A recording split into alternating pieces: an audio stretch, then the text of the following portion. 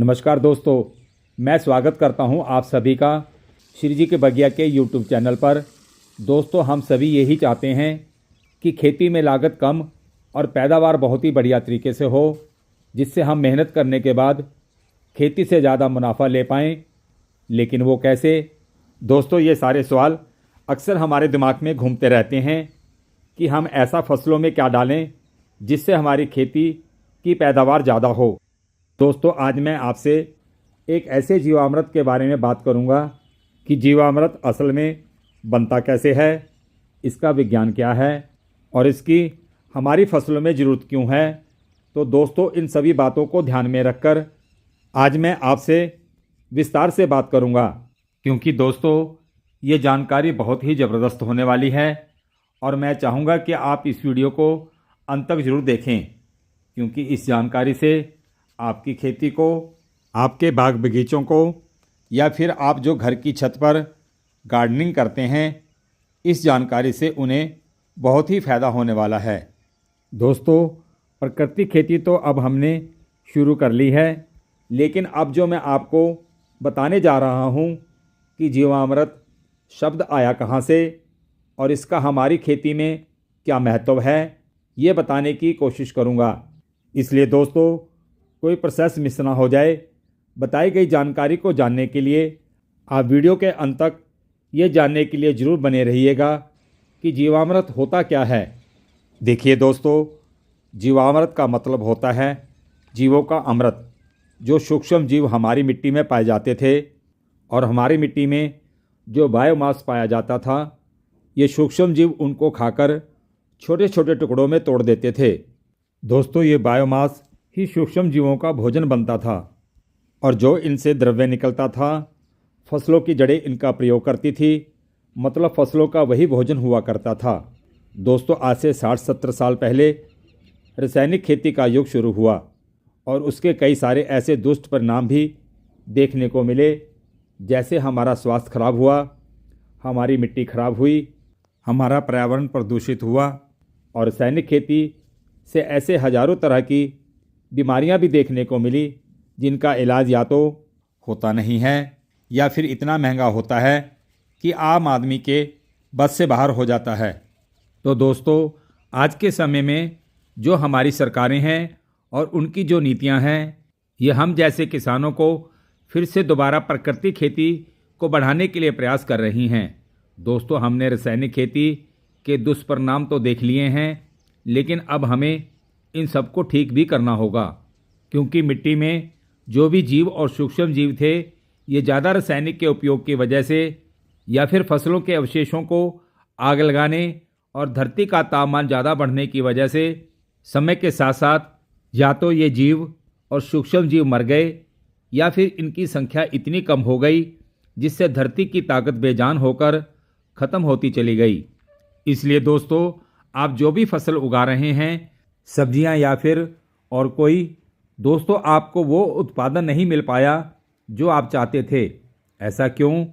क्योंकि आपकी जो मिट्टी है, जिसे खेती का सबसे बड़ा निवेश कहा जाता है, वो दूषित हो गई है, बीमार हो गई है। उसमें जो क्षमता थी वो धीरे धीरे ख़त्म हो गई है। तो दोस्तों, आज हमें वो क्षमता फिर से अपनी मिट्टी में लौटानी होगी। दोस्तों, अब सवाल ये आता है कि हम उस क्षमता को लुटाएंगे कैसे। दोस्तों, जैसे कि कहा जाता है कि मिट्टी एक जीवित पिंड है और इसमें खनिज और पानी ही नहीं बल्कि लाखों सूक्ष्म जीवों, कवक, कीड़ों और अन्य जीवों से भरी एक जटिल, गतिशील और जीवंत प्रणाली है जो पोषक तत्वों का चक्रण करती है।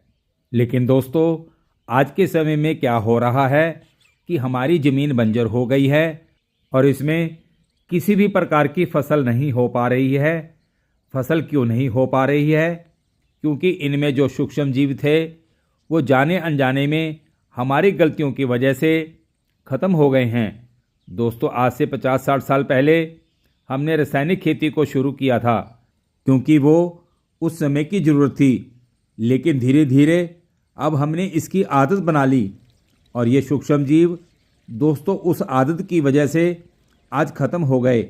और दूसरी गलती हमारी नीतियों की वजह से मिट्टी का तापमान बढ़ गया क्योंकि हमने खेतों की मेड़ से पेड़ ही काट दिए। इसकी वजह से सूक्ष्म जीवों की संख्या और कम होती चली गई।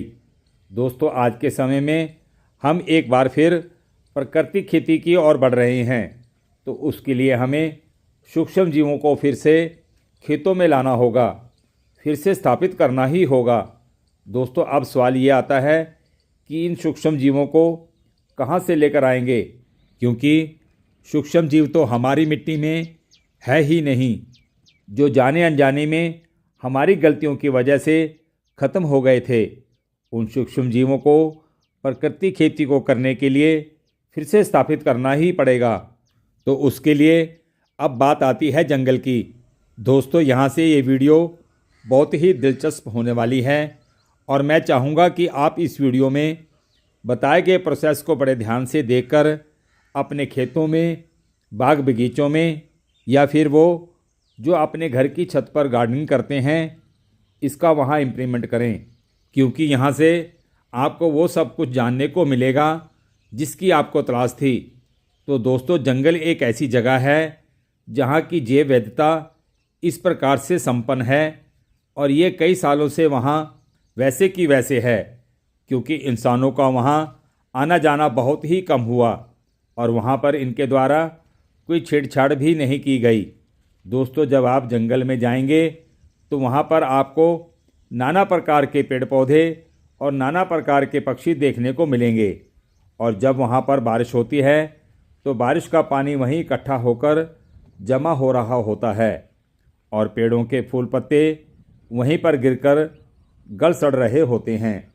और ये प्रक्रिया वहाँ पर कई सालों से लगातार हो रही होती है, और वो इसलिए क्योंकि वहाँ पर मनुष्यों की दखलंदाजी कई सालों से बहुत ही कम हुई है। दोस्तों, जंगल की मिट्टी में जो हुमस की मात्रा होती है, वो हुमस की मात्रा आज की हमारी मिट्टी में नहीं है, और वो इसलिए नहीं है क्योंकि हमारी मिट्टी में जीवांश की मात्रा केवल 0.3 से लेकर 0.4 तक ही है, और जंगल की मिट्टी में जीवांश की मात्रा, जिसका दूसरा नाम कार्बन होता है, दोस्तों इसकी मात्रा 1% से ऊपर होती है।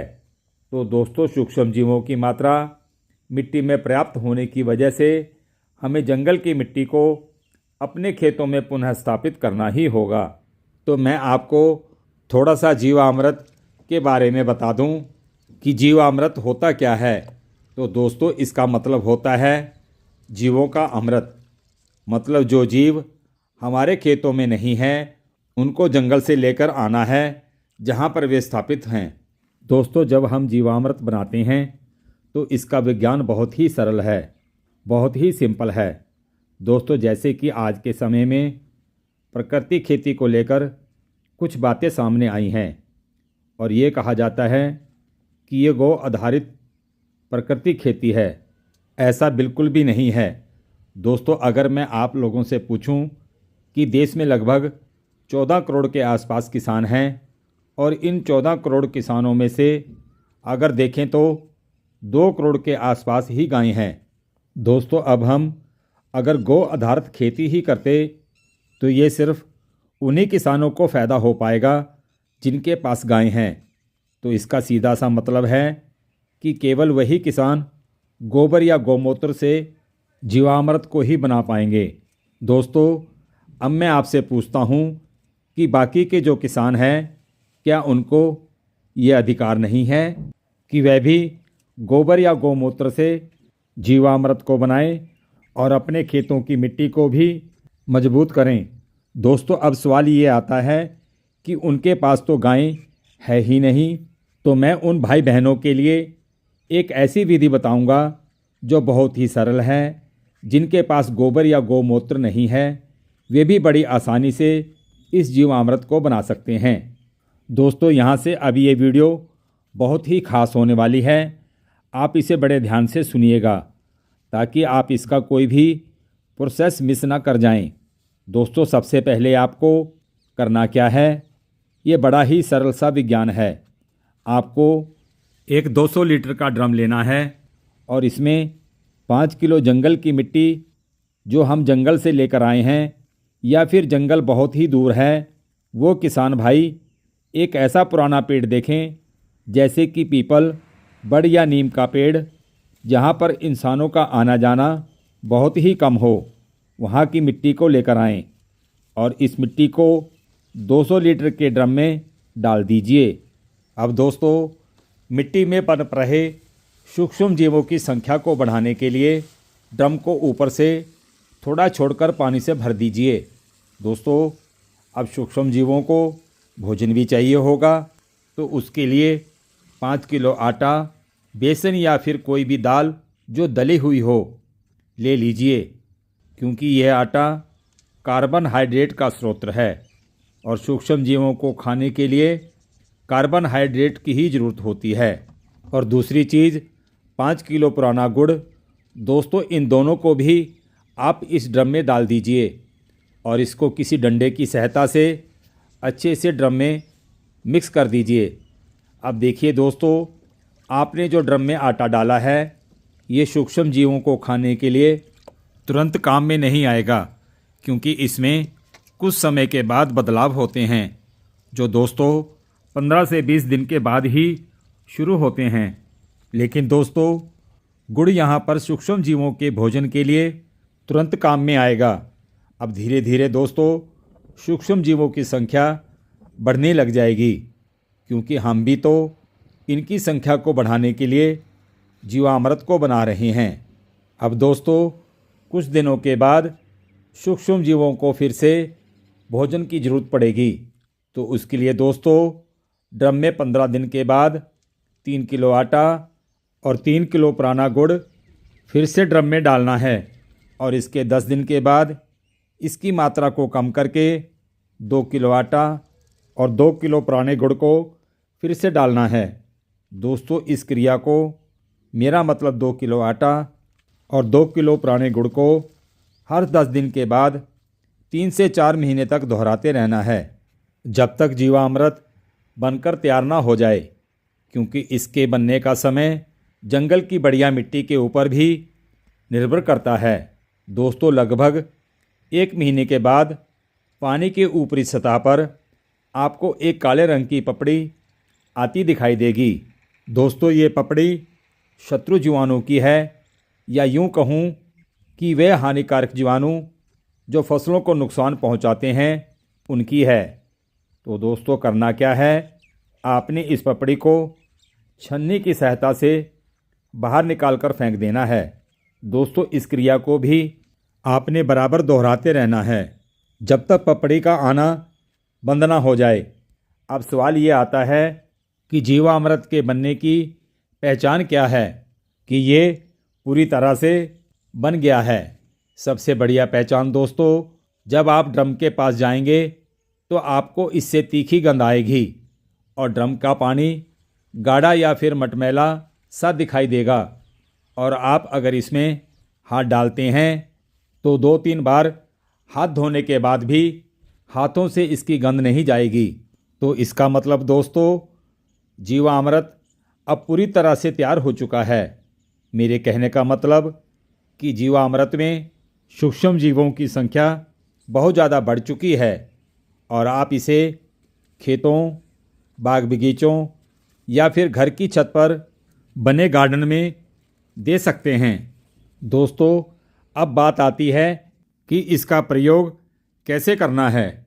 तो मैं आपको बता दूं कि बरसात के मौसम या फिर पानी 1 से 2 इंच खेतों, बाग बगीचों या फिर ग्रो बैग में जमा हो जाए तो आप फिर इस जीवामृत को ड्रम से 20 लीटर लेकर मग की सहायता से खेतों और बाग बगीचों में जगह जगह डालते जाएं, और जब बरसात का मौसम ना हो तो आप इसे घन जीवामृत बनाकर, मेरा मतलब 20 लीटर जीवामृत को 100 किलो सड़ी हुई कोई भी खाद में मिलाकर खेतों की जुताई, बाग बगीचों या फिर ग्रो बैग की गुड़ाई से पहले अच्छे से छिड़क दें। देखिए दोस्तों, अब मज़े की बात यह है कि इस घन जीवामृत को देने के बाद आपको किसी भी तरह की खाद देने की ज़रूरत नहीं पड़ेगी। दोस्तों, ये जंगल की मिट्टी का विज्ञान है। इसे आपने जंगल की मिट्टी से लाकर अपने खेतों, बाग बगीचों या फिर घर की छत पर बने गार्डन में पुनः स्थापित करना है। दोस्तों, ऐसा करने से ये सूक्ष्म जीव अपनी संख्या को फिर से मिट्टी में बढ़ाना शुरू कर देंगे